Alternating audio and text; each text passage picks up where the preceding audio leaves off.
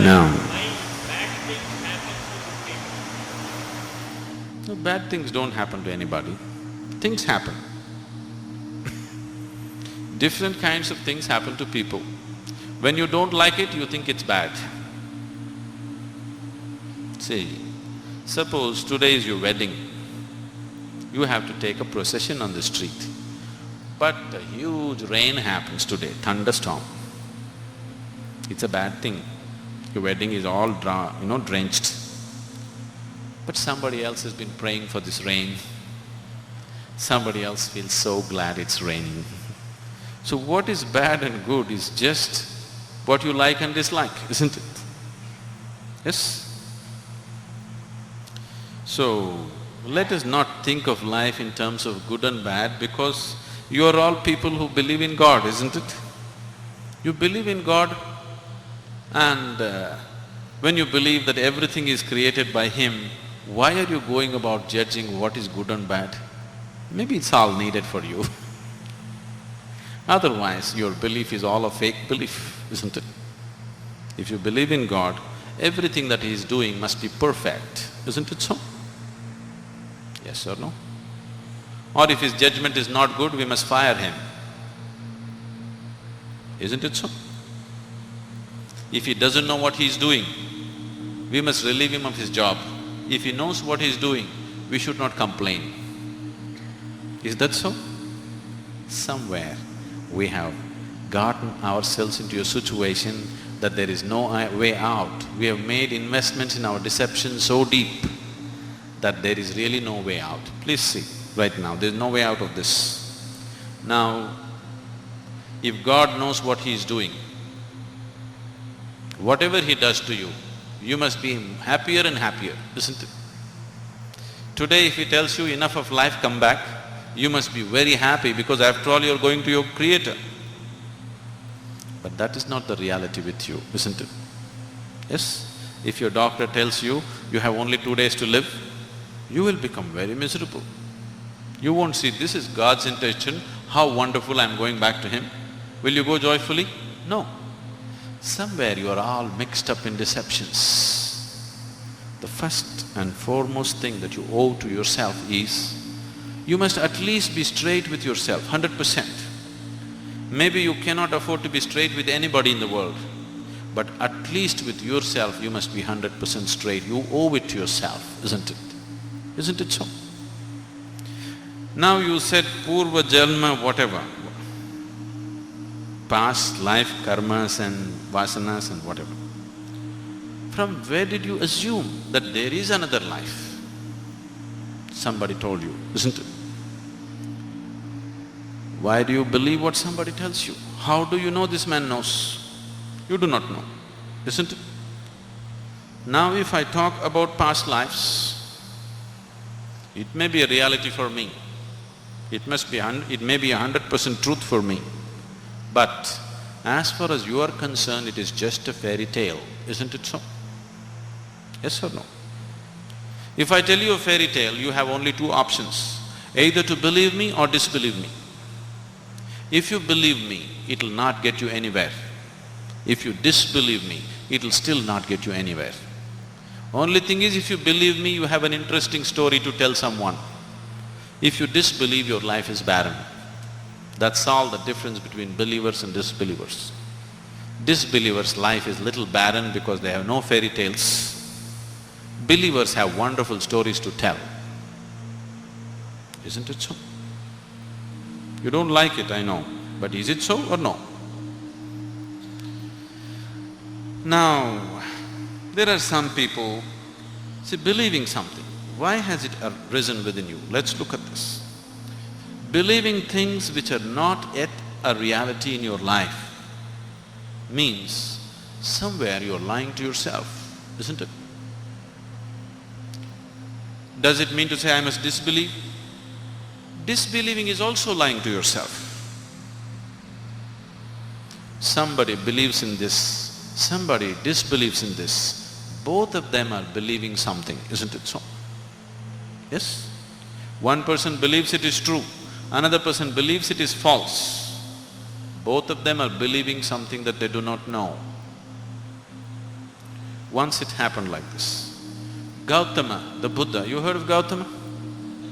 Yes. Gautama, one day, early morning, was sitting in a large congregation of his disciples.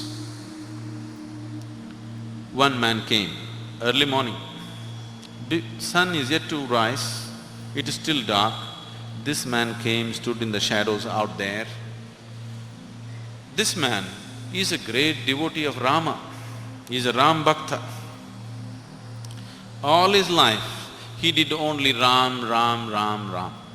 Nothing else but Ram. His clothes are all printed Ram, Ram, you know, people? He did only Ram, nothing else but Ram. Age is passing away. Little doubt has come. Suppose there is no God, my whole life will go waste. He knows there is God because he just did not go to the temple, he built many temples. But suppose there is no God, the whole life will go waste saying Ram, Ram, Ram. How many of you believe in God? How many of you believe no God? One, two, only two, three. I thought there would be at least 100 hands.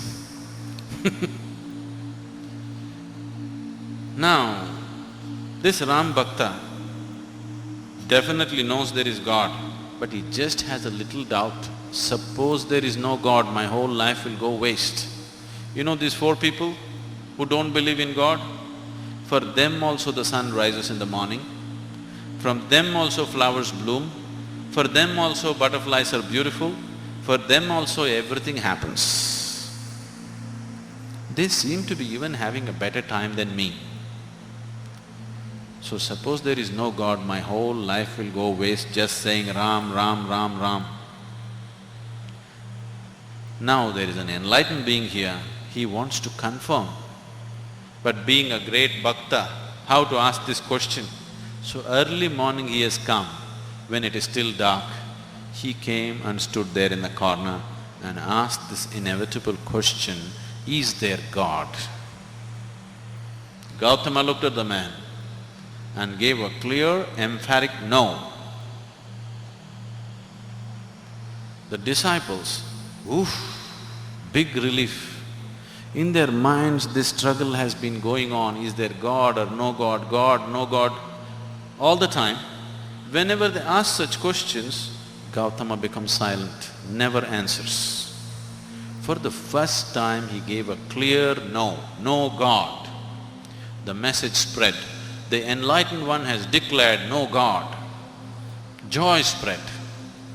Because if there is no God, nobody is snooping down on you and keeping accounts of what you're doing and what you're not doing to burn you in hell or whatever. You are just completely your own man. You can do whatever you want with your life, isn't it? So joy spread.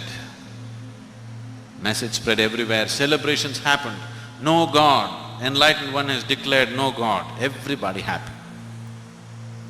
Evening, another man came. This man is a Charvaka. He also came and stood there, sun has set. Once again it's in shadows. The man came and stood there. He is a Charvaka. You know who is a Charvaka?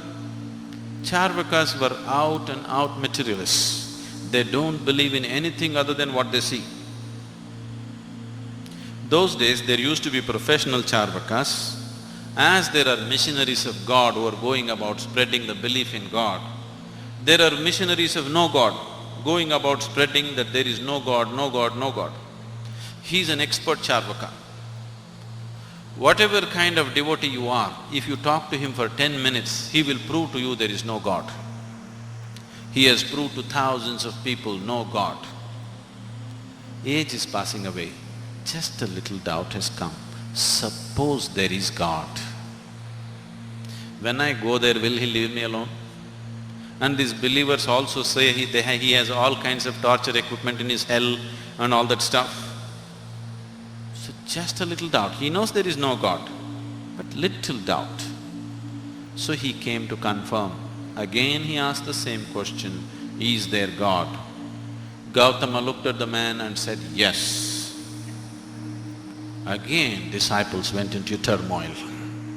Morning he said no, they were all happy. Evening he says there is God. What is the game anyway? See, whatever you believe, it is your belief. It's got nothing to do with the reality. You believe there is God, it's your nonsense. You believe there is no God, it is still your nonsense, isn't it? The reality is you really don't know. If you see, I do not know, if you become a big I do not know, then the longing to know will burn within you. When the longing comes, seeking will happen. When the seeking happens, knowing will anyway come. Because what you are sitting is not sitting on top of Himalayas, it is right here. What is within you cannot be denied to you by anybody else except yourself, isn't it so? Yes? And you will deny it to yourself simply because you believe something. You believe there is God, you believe there is no God. You are still in the same boat, but you think you're opposite parties. Both of you are believing something that you do not know. If you simply say, I do not know, the very nature of your intelligence is such that you cannot live with I do not know forever. You have to find it. Once the longing arises to find it, to know what is within you, to experience what is within you, how long should it take? How long should it take? 12 years of yoga? How long should it take? If you are willing, it's just one moment, isn't it so? Yes? But your willingness is not there because you've invested in your belief systems. You believe in so many things that you do not know. So let's not talk about past lives and future lives. Let's talk about this one. Because you know only this one, rest is all fairy tale, isn't it? From the moment you were born to this moment, what kind of parents you had, what kind of family you had, what kind of education, what kind of friends, all the things that you did, all the things that you did not do, does it decide who you are right now? Does it decide who you are right now? Yes? The very way you think, the very way you feel, the very way you understand everything is the way your past activity has been, isn't it so? Is that so? Is that so? Yes. So, it is this activity that we are referring to as karma. From the day you were born till now, what all you did, that is your karma. Accordingly, your mind, accordingly you think, accordingly you feel, accordingly you experience your life, isn't it? Does karma go beyond these limitations? Yes, definitely yes, no question about it. But you should not believe it. I'm saying yes. Don't believe the nonsense that I say. I want you to just look into yourself and see what is true with you, what is not true with you. Because if you want to make a journey, if you're serious about making a journey in your life, you must start only from the seat in which you're sitting. Whether your destination is next street or the moon, you can start your journey only from the seat in which you're sitting right now. Is it so? Is it so? If you try to start your journey somewhere else where you are not, then your whole life will be wasted in hallucination. Your whole life will be wasted in imaginations. If you are really sincere and serious about making a journey, first thing is to see, what I know, what I do not know, I do not know. Now, with my longing to know, I can see what is the next step and the next step and the next step. This is the only way you will go somewhere. Otherwise, you'll just hallucinate. Dear Sahguru, it is well known that desire is the cause of all sorrows and tension. But being a wife and a mother, being a wife and a mother, I can't get rid of these desires. I seek your valuable advice in this regard. Thank you. Now,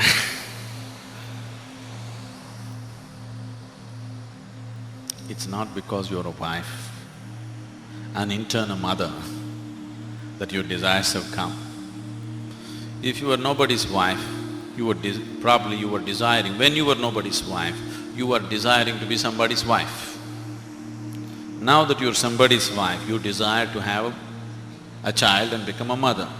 Now that you have a child, now you are saying, it is these two entities which is making me desire. It is not true. If you were nobody's nothing, even then your desire would still burn within you. Is that so? Yes or no? If you're nothing to nobody in the world, still your desire would burn, isn't it? So please don't think your desires are because of your child or your husband or your family or whatever. Anyway you would desire, because that's your nature. Now, you made a statement in the question that desire is the source of all misery. Desire is not the source of all misery. Unfulfilled desire is the source of all misery. Isn't it? Isn't it so? Desires fulfilled are the source of your joy. Unfulfilled desires is the source of your misery. Now, what to do with the desire? Shall we kill the desire? I know people have been teaching you such things. You must kill all your desires. Unless you destroy your desires, your misery will not go. These teachings have come to you, isn't it? Now, if you want to destroy all your desires, all you will have is, you will have a great desire to destroy all your desires. And you will remain eternally unfulfilled. I don't want any desires. Is this a desire? Is this a desire or no? Yes. So, if you try to play tricks with this, it's not going to work. Because desire is not desiring for anything in particular. The energy which you call as desire is not different from the energy that you call as life. If you want to move from point A to point B, you need a desire, isn't it? Now, what brought you here today? It is not your bus or car or something else. It is your desire which has brought you here today, isn't it? What is it that will take you home? It is your desire which will take you home. What is it that which will make you eat? It is your desire which will make you eat. So, what you call as desire is not any different from what you call as life. The life is desire. The very basis of your life is desire, isn't it? So if I tell you kill the desire, the only way is to hang yourself. There is really no other way. Now I want to die, that is also a desire, isn't it? Yes or no? So do not deceive yourself with these things. Desire is the very essence of your life. But at the same time, you also know that desire is an unending thing. If you fulfill one, the next one will be ready. If you fulfill that, the next one will be ready. It keeps you on all the time. And obviously some desires will be unfulfilled, and those unfulfilled desires cause much misery to you. If you look at the desire, actually when we started, this is what we were looking at. We just did not use the word desire. There is something within you longing to be little more than what you are right now, isn't it? That is desire. So your desire's ultimate goal is unboundedness, the infinite nature. But because you're unaware, you are giving it an unconscious expression for the longing that is wanting to become unbounded. So you don't have to destroy your desire because you cannot. Can anybody destroy their desire? Is it possible? There is no way, because that's life. It is just that you have to make your desire into your conscious process.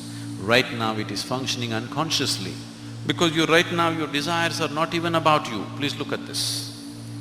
Right now you're living in Trivandrum or Thiruvananthapuram. Your neighbor has a big car. What is your desire? You want to have 2 cars like that. Now you don't know all these cars, you are living in a remote place and your neighbor has 1 big buffalo. What is your desire? You want to have 2 buffaloes like that.